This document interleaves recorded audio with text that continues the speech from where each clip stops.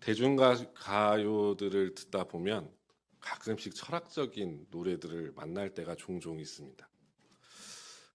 대중가수들 중에 우리네 인생을 길이나 경주나 달리기 같은 걸로 비유해서 노래하는 대중가수들이 종종 있어요. 가수 윤상 씨는 우리네 인생을 달리기라는 노래로 만들어서 불렀습니다. 그 가사의 내용이 이래요. 우리 모두가 다 꼬린 지점을 향해 달리고 있는 중이라는 거예요. 그래서 그 꼬린 지점에 들어가면 지겨울 만큼 쉴 수 있으니 지금 열심히 달려가라. 포기하지 말고 열심히 뛰어가라. 이런 내용의 가사의 노래입니다. 1세대 아이돌로 불리우는 G.O.D라는 그룹이 있습니다. G.O.D라는 그룹은 길이라는 노래를 만들어 불렀는데 그 가사가 다소 철학적이에요. 내가 노력한 대로 길이 이루어지는 것인가? 아니면 누군가가 만들어 놓은 길을 나는 걷고 있는 것인가? 꽤나 철학적인 내용의 노래죠. 그래도 가장 대중에게 잘 알려진 노래는 아마 최희준 씨의 하숙생일 겁니다. 1966년에 발표된 노래인데 다들 가사 잘 아실 거예요. 인생은 나그네 길. 어디로 왔다가 어디로 가는가. 구름이 흘러가듯 떠돌다 가는 길에 정일랑 두지 말자. 미련일랑 두지 말자. 인생의 덧없음에 대해서 그걸 담아서 부른 노래라고 알려져 있습니다. 성경도 이렇게 우리의 인생을 길로 표현하는 경우들이 종종 있습니다. 특별히 히브리서 11장 13절과 14절을 보면 믿음의 성도들을 가리켜서 본향 찾는 나그네다 이렇게 얘기를 해요. 13절을 보면 이 사람들은 다 믿음을 따라 죽었으며 약속을 받지 못하였으되 그것들을 멀리서 보고 환영하며 또 땅에서는 외국인과 나그네임을 증언하였으니 14절 그들이 이같이 말하는 것은 자기들이 본향 찾는 자임을 나타냄이라 라고 성경은 이야기합니다. 성경은 성도들을 향해서 세상의 노래처럼 덧없는 인생이라고 말하지 않습니다. 출발점이 분명하고 도착점도 분명해요. 어디로 왔다가 어디로 가는지 세상의 사람들은 노래한다 할지라도 성도들은 그렇게 노래할 수 없습니다. 우리 모두는 다 압니다. 우리 모두는 하나님으로부터 와서 하나님의 나라로 갑니다. 따라서 성도의 인생이라고 하는 것은 where to라고 얘기하는데 어디로 가느냐, 도대체 그 데스티네이션, 도착지, 종착지가 어디냐, 성도에게 있어서는 종착지가 중요한 것이 아닙니다. 성도는 이미 어디로가 정해져 있어요. 그 종착지가 분명하고 정해진 사람들이 성도들입니다. 이 어디로 가는가에 대한 확신이 있는 성도들이 물어야 할 질문은 how to입니다. 도대체 그 길을 어떻게 걸어갈 것인가? 구체적으로 그 구원의 길을 어떻게 걸어갈 것인가? 그 신앙의 여정을 어떻게 걸어갈 것인가? 그 질문에 대해서 마가복음은 길이라고 하는 단어를 통해서 우리에게 이중적으로 알려줍니다. 그러니까 마가복음을 읽어가시다가 길에서 어떤 사건이나 가르침이 일어난다면 그것은 단순하게 사람이 걸어다니는 길을 의미할 뿐만 아니라 예수의 뒤를 따르는 하나님의 자녀들, 곧 예수의 제자들이 예수님을 본받아서 어떻게 작은 예수로 살아갈 수 있는가에 대해서 가르치고 이야기하고 있다는 것을 기억하셔야 돼요. 우리는 그것을 마가복음의 제자도라고 부릅니다. 그런 점에서 보면 오늘 우리가 읽은 이 본문의 배경은 매우 흥미롭습니다. 33절을 보면 가버나움에 이르러 집에 계실 새에 제자들에게 물으시되 너희가 길에서 서로 토론한 것이 무엇이냐 하시되 라고 말씀하시죠. 이 기록을 잘 보면 제가 지난 수요일에 마가복음에서 집이 갖고 있는 상징적인 의미에 대해서 말씀드렸었어요. 이 마가복음에서 집이 갖고 상징적인 의미는 비밀성, 감추어진 진리를 드러내거나 세상이 모르는 진리를 예수님께서 제자들에게 가르치실 때에 쓰여지는 장소가 집입니다. 그리고 이 예수님의 질문에서 보면 제자들이 길에서 토론한 것에 대해서 물으시거든요. 여기서 토론하다라는 이 헬라어 단어를 원어에서 보면 문법상 미완료 시제로 쓰여져요. 그러니까 마가복음 9장 전체를 보면 변화산에서 내려와서 예수님이 귀신 들린 아이를 고치시고 30절을 보면 갈릴리 지방으로 다니시다가 다시 33절에 보면 가버나움에 들어오셨다고 얘기하거든요. 이때까지 이 제자들의 논쟁이 끝나지 않은 겁니다. 제자들은 계속 이 논쟁을 벌이고 있는 거예요. 결론이 나지 않은 다툼을 이 제자들은 계속하고 있었던 겁니다. 그 다툼이 무엇이냐면 34절을 보니까 누가 크냐, 누가 크냐. 따라서 지금 집 안에서 예수님께서 가르치고자 하시는 것은 무엇을 의미하냐면 누가 큰 사람인가, 누가 첫째 되는 사람인가, 누가 으뜸되는 사람인가에 대해서 세상이 가르치는 원리와 기준, 세상의 가치로는 도저히 이해할 수 없는 하나님 나라의 진리를 가르치시고자 하십니다. 이런 이야기입니다. 그리고 이것이 우리가 오늘 본문을 통해서 처음 나눌 이야기입니다. 오늘 본문이 우리에게 보여주는 예수님의 제자들의 길, 예수 제자들의 길은 어떠한 길이냐면 세상의 기준과 가치를 역전시키는 길입니다. 조금 더 강하게 표현한다면 세상의 가치와 기준을 거스르는 길이라고도 이야기할 수 있어요. 이 누가 크냐라고 벌어진 이 제자들의 토론과 논쟁은 여전히 예수께서 가시는 그 길, 곧 지금 예수님이 어디를 향하고 계시냐면 예루살렘으로 향하고 계시는데 예루살렘으로 올라가고 있는 그 길이 어떤 길이냐면 십자가의 길이거든요. 예수님의 이 십자가의 길을 누구는 이해하지 못하냐면 같이 따라다니고 있는 제자들은 도무지 이해하지 못하고 있는 거예요. 이제 예수님 예루살렘에 가시면 로마 군인들과 매국노들 다 쫓아내시고 유대의 왕이 되실 건데 그 옆자리에 앉을 사람이 우리 12명 중에 누구냐? 예수님의 더 큰 총애와 사랑을 받아서 예수님의 오른쪽과 왼쪽에 앉을 사람, 더 높이 앉을 사람, 우리 중에 누구인가? 제자들은 갈릴리를 지나 가버나움을 올 때까지 계속해서 이 이야기를 싸우고 있었다는 거예요. 그런데 한번 잘 생각해 보세요. 우리가 이러한 제자들의 모습을 손가락질할 수 있을까? 다른 사람들보다 더 높아지려고 하는 욕구와 욕망은 우리 모두가 갖고 있는 죄악의 본성의 한 측면 아닙니까? 성경은 이미 이러한 인간의 죄악된 욕망을 여러 곳에서 증언하고 보여주는데 대표적으로 가장 먼저 만나게 되는 것이 무엇입니까? 창세기 11장에 기록된 바벨탑이죠. 다른 사람들보다 더 높아지고자 하는 마음을 넘어서서 하나님 계신 곳까지 내가 올라갈 것이라는 인간의 끝없는 욕망. 그 사람의 죄악된 욕망이 어찌 그들에게만 있겠습니까? 세상은 끊임없이 더 높아지기를 추구하라고 말합니다.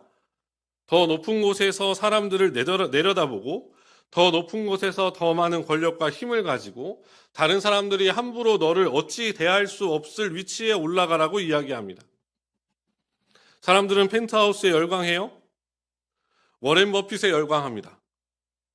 재밌는 게 워렌 버핏이 지금은 하지 않지만 2022년까지 매해마다 그 워렌 버핏과 점심 식사를 한 끼 하는 그걸 경매로 붙였거든요. 2022년이 마지막 점심이었는데 2022년에 그 워렌 버핏과 점심 식사를 하기 위해서 경매에 낙찰된 금액이 얼마냐면 1,900만 달러예요. 이거 우리 돈으로 환산하면 246억이랍니다. 워렌 버핏이라는 그 세계적인 부자와 점심 식사를 한 끼 같이 하기 위해서 246억을 지불하는 거예요. 작년 말에 MBC 연예대상을 본 적이 있습니다. 유재석 씨가 21번째 대상을 받으셨어요. 방송 3사 통틀어서. 유재석 씨가 했던 수상 문구 중에 어떤 얘기가 있었냐면 30개까지 연예대상을 받을 수 있도록 노력하겠다라고 이야기하더라고요.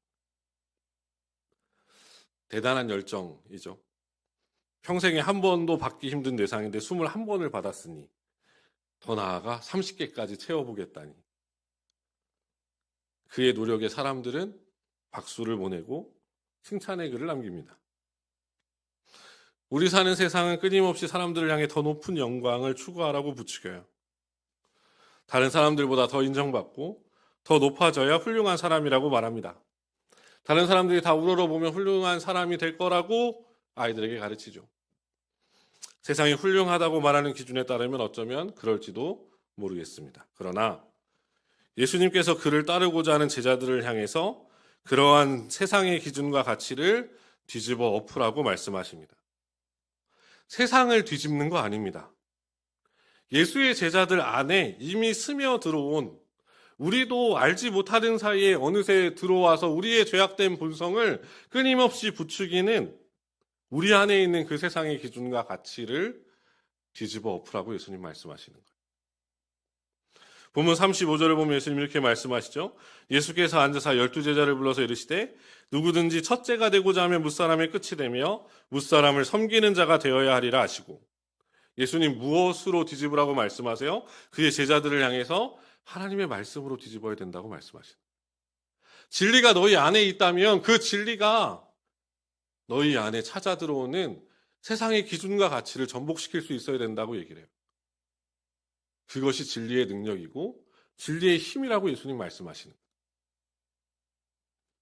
따라서 예수의 제자들은 세상을 설득시키는 사람들이 아닙니다. 세상을 향해서 증명하는 사람들이에요.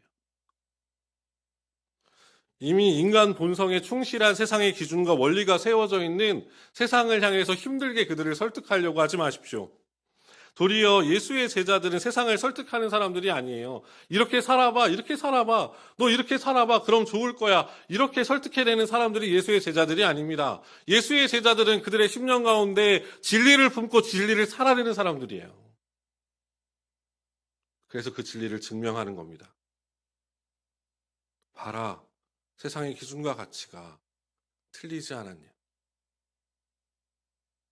그 기준과 가치가 진리가 아니지 않냐. 예수의 제자들은 진리를 쫓아서 예수님의 가르침을 따라 사는 사람들, 그 삶을 통해서 증명해내는 사람들, 그들이 예수의 제자들이에요. 사랑하는 성도님들, 예수님의 기준과 가치를 마음에 새기십시오. 그 진리를 마음속에 한 글자 한 글자 새겨 넣으십시오. 그리고 그 진리가 능력이 되게 하십시오. 우리는 머리로 예수를 이해하는 사람들이 아닙니다. 온 마음을 다해 예수를 뒤따르는 사람들입니다. 우리 가운데 있는 진리가 세상의 기준과 가치를 역전시키는 능력이 되시길 주님의 이름으로 축복합니다. 두 번째로 예수님께서 오늘 본문에서 가르치시는 말씀을 잘 보시면 우리가 굳게 붙들어야 할 내용이 있습니다. 본문 35절인데 35절을 같이 함께 읽어보겠습니다. 예수께서 앉으사 12제자를 불러서 이르시되 누구든지 첫째가 되고자 하면 무사람의 끝이 되며 무사람을 섬기는 자가 되어야 하리라 하시고 라고 되어 있습니다. 35절 본문에서 되어야 하리라 라고 하는 예수님의 말씀, 이 단어가 헬라말로 에스타이라고 되어 있는데 이 헬라어가 가지고 있는 두 가지의 문법적인 용법이 있어요. 그러니까 오늘 본문을 35절, 그러니까 쉽게 표현하면 35절은 두 가지로 해석이 가능하다는 겁니다. 이 에스타이를 어떻게 해석하느냐에 따라서 35절의 해석은 두 가지로 나뉠 수 있는데, 하나는 우리가 갖고 있는 한글 성경에 번역되어 있는 것처럼 이 에스타이가 명령형으로 쓰여질 수 있어요. 명령문으로. 그래서 명령과 권유로 쓰여질 수 있습니다. 그렇게 되면 우리가 오늘 읽은 것처럼 번역이 돼요. 누구든지 첫째가 되고자 한다면 무사람의 끝과 섬기는 자가 되어라 혹은 되어야 한다라고 번역될 수 있어요. 그런데 이 에스타이라고 하는 헬라 말을 또 다른 문법의 형태로 번역할 수 있습니다. 한 가지 또 다른 형태가 뭐냐면 직설법 미래형인데, 만약에 이렇게 번역한다면 35절은 해석이 크게 달라집니다.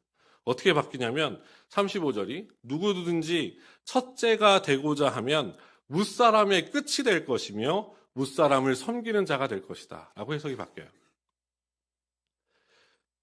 우리가 읽은 성경처럼 해석도 가능하고 제가 지금 말씀드린 것처럼도 해석이 가능합니다. 본문 35절은 두 가지 해석이 모두 가능해요.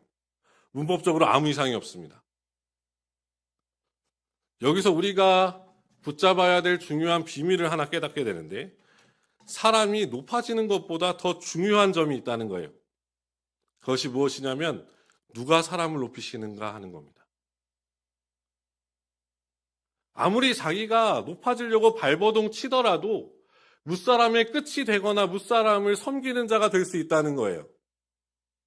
근데 그걸 그렇게 만드시는 분이 있다는 거예요.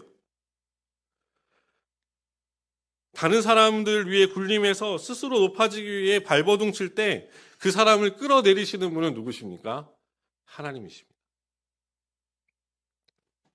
그러니까 예수의 제자들이 예수님께서 말씀하신 이 진리, 다른 사람들을 섬기는 자가 되어 살아갈 때 그들이 놓치지 말아야 할 분명한 확신은 무엇이냐면 예수님의 말씀대로 살아갈 때 나를 높이시는 분이 반드시 계시다는 거예요. 내가 높아지는가 낮아지는가 보다 더 중요한 건 사람을 높이시는 분, 낮추시는 분이 계시다는 것이고, 나는 지금 그분의 말씀을 따라 순종할 때 반드시 그분은 나를 높이실 거라는 확신이 우리 가운데 있어야 된다고요. 그래야 이 진리가 우리 가운데 능력이 돼요. 예수님의 말씀대로 살아갈 때 비록 세상 사람들이 볼 때 마지막 자리에 있는 것처럼 보이고 다른 사람들보다 더 아래에 있는 것처럼 보인다 할지라도 예수님의 말씀을 따라서 그 진리에 순종하며 나아갈 때 다른 더 낮은 곳에서 다른 이들을 섬기며 이웃들을 섬기며 살아갈 때 하나님께서는 나를 높이시고 높은 곳에 있는 자로 여기실 거라는 그 확신이 예수의 제자들에게 반드시 있어야 된다. 이 확신이 있을 때 예수의 제자들은 세상의 기준과 가치에 휘말리지 않습니다. 한 높은 건물의 꼭대기에 올라가는 방법은 두 가지가 있습니다. 고층 건물을 올라갈 때 올라가는 방법 두 가지가 있어요. 하나는 무엇이냐면 엘리베이터를 이용하는 겁니다. 또 하나는 계단을 올라가는 거죠. 마치 세상은 우리에게 엘리베이터를 타고 건물 꼭대기로 올라가라고 소리치는 것과도 같습니다. 더 빨리 올라가라. 남들보다 먼저 올라가라. 때로는 삐 소리가 나면 어떻게 하십니까? 모른 척 해라. 옆 사람을 쳐다봐라. 살짝 밀어내라. 나는 아닌 척 해라. 그래서 남들보다 먼저 올라가려고 힘써라. 하지만 하나님은 우리에게 마치 계단을 오르라고 하시는 것과도 같습니다. 어떤 계단입니까? 섬김의 계단, 순종의 계단, 더 낮아지는 계단. 한 걸음 한 걸음씩 더 낮아지라. 우리가 잊지 말아야 할 것이 있어요. 엘리베이터는 전기가 끊어지면 멈춥니다. 때로는 추락하기도 해요. 하지만 낮아짐의 계단을 오르는 사람은 하나님께서 끝까지 높이십니다. 야고보서 4장 10절에 보면 이렇게 말씀하세요. 주 앞에서 낮추라. 그리하면 주께서 너희를 높이시리라. 주 앞에서 낮춘다는 것이 무엇입니까? 내 고집과 하집, 세상의 기준과 같이 다 내려놓고 비록 그 말씀이 도무지 이해되지 않는 그 순간에도 그 말씀을 따라 순종하며 예수의 뒤를 겸손히 따라가는 것. 그 진리를 따라가는 것 아니겠습니까? 예수님의 제자의 길을 걸어갈 때 우리를 높이시는 하나님이 계십니다. 그러니 그 길이 때로는 힘들고 어렵다 느껴질 때라도 포기하지 마십시오. 하나님은 우리를 높이실 겁니다. 우리를 높이시는 그 하나님을 경험하는 저 여러분 되기를 간절히 소망합니다. 마지막으로 따라서 예수님의 제자의 길, 핵심은 무엇입니까? 예수님께서 가신 길이에요. 오늘 본문이 보여주는 그 길의 끝은 어디를 향하여 있습니까? 예루살렘입니다. 예루살렘을 향하는 길이에요. 곧 십자가의 길입니다. 그래서 오늘 본문에서 마가는 무엇을 기록합니까? 30절과 31절을 보니까 그곳을 떠나 갈릴리 가운데로 지날 때 예수께서 아무에게도 알리고자 아니하시니 이는 제자들을 가르치시며 또 인자가 사람들의 손에 넘겨져 죽임을 당하고 죽은 지 3일 만에 살아나리라는 것을 말씀하셨기 때문이더라. 예수님의 주된 사역지를 생각해 보시면 예수님의 주된 활동 지역은 갈릴리였습니다. 예수님 갈릴리에서 정말 많은 기적과 이적을 행하셨어요. 많은 병자들을 고치셨고 귀신 들린 자들을 고치셨습니다. 그럼에도 불구하고 오늘 본문에서 예수님은 갈릴리 지역을 지나면서도 다른 사람들에게 예수님이 그곳을 지나는 것을 의도적으로 숨기셨다라고 얘기합니다. 그 이유가 31절이에요. 왜 예수님께서 그것을 숨기셨는가? 그러한 예수님의 치유와 또 치료의 사역보다 예수님께서 더 중요하다고 생각하시는 사역이 있었기 때문에 그렇습니다. 그것을 31절에서 뭐라고 말씀합니까? 이는 제자들을 가르치시며 또 인자가 사람들의 손에 넘겨져 죽임을 당하고 죽은 지 3일 만에 살아나리라는 것을 말씀하셨기 때문이라 이렇게 얘기를 해요. 기적과 이적, 병자들을 고치고 귀신을 내어 쫓는 것보다 예수님에게 있어서 더 중요했던 것은 무엇이냐면 제자들에게 십자가의 길을 가르치는 것이었습니다. 예수님 걸어가시는 그 길을 제자들에게 가르치고 그것을 함께 걸어갈 수 있도록 만들어주는 것이 더 급하고 중요한 일이라고 예수님 생각하셨기 때문에 그래요. 예수님께서 지금 예루살렘으로 향하고 계십니다. 그 길은 십자가의 길이에요. 당신의 생명으로 다른 이들을 살리는 길을 걸어가십니다. 예수님께서 친히 섬김의 본을 보이시기 위해서 가장 높은 곳에서 가장 낮은 곳으로 내려오셨고 더 낮은 곳으로 향해 나아가십니다. 그러나 그 길을 예수님만 가는 것이 아닙니다. 제자들도 함께 갑니다. 그리고 함께 가야만 합니다. 그것이 예수의 제자들의 길이기 때문에 그렇습니다. 사랑하는 성도님들, 우리의 삶에서 하나님의 역사와 이적, 기적과 능력, 권능이 나타나는 일은 중요합니다. 그러나 그것보다 더 중요한 것은 비록 화려하지 않지만, 눈에 두드러지지 않지만, 세상을 놀래키지는 못하지만 겸손히 오늘 우리에게 주어진 예수 십자가의 길을 걸어가고 있는가 하는 것입니다. 예수의 제자들로서의 길, 예수님을 영접하고 하나님의 자녀가 되어 걸어가는 그 길, 앞서 걸어가신 예수님을 뒤따른 그 길을 우리는 오늘도 겸손히 걸어가고 있는가? 사랑하는 성도님들, 우리 예수님의 뒤를 같이 따라갔으면 좋겠습니다. 그 길이 비록 험하고 힘든 길이라 할지라도 앞서 걸으신 주님의 뒤를 바라보며 묵묵히 섬김의 자리로 더 낮은 곳의 자리로 걸어가는 저와 여러분이 되었으면 좋겠습니다. 미련해 보이고 초라해 보이고 세상 사람들 다 무시하며 괄시한다 할지라도 우리 예수님 뒤따라갈 때 반드시 하나님께서는 우리를 높여주실 것입니다. 말씀을 정리할게요. 미국의 한 작은 교회에서 실제로 있었던 일이라고 합니다. 평생을 평범하게 사셨던 한 집사님의 장례식이었다고 그래요. 그분은 교회에서 중직도 아니었고 가르치거나 앞에 나서는 분도 아니셨습니다. 그런데 장례식에 사람들이 너무 많이 몰려왔어요. 동네 사람들, 병원 직원들, 청소 노동자들, 노숙인들까지 줄을 섰다고 그럽니다. 그리고 한 사람 한 사람 이런 이야기를 했다고 그래요. 제가 가장 힘들 때 이분이 제 이야기를 들어주셨습니다. 아무도 저를 기억하지 못했을 때 이분이 저의 이름을 불러주셨습니다. 저에게는 이분이 마치 예수님 같았습니다. 장례식이 다 마친 뒤에 그 교회의 목사님께서 이렇게 말씀하셨다고 그래요. 이분은 단 평생 한 번도 높아지려 하지 않았지만 오늘 하나님께서 이분을 가장 높은 자리에서 증언하셨습니다. 사랑하는 성도님들, 이것이 어쩌면 예수 제자들의 길이 아닐까. 세상에서는 보이지 않던 삶이 하나님 앞에서는 분명하게 드러나는 것. 우리가 스스로를 높이려 하지 않아도 하나님께서 반드시 높일 수밖에 없는 그 사람. 예수님의 말씀, 진리를 붙잡고 세상의 가치와 기준을 역전시켜 나아가십시오. 하나님의 말씀엔 힘이 있습니다. 진리엔 능력이 있습니다. 우리 가운데 찾아오신 성령을 의지하시고 묵묵히 예수님의 뒤를 따라가는 작은 예수들의 길, 예수 제자들의 길을 걸어가는 저와 여러분 되시길 우리 주님의 이름으로 축원합니다. 같이 말씀을 생각합니다.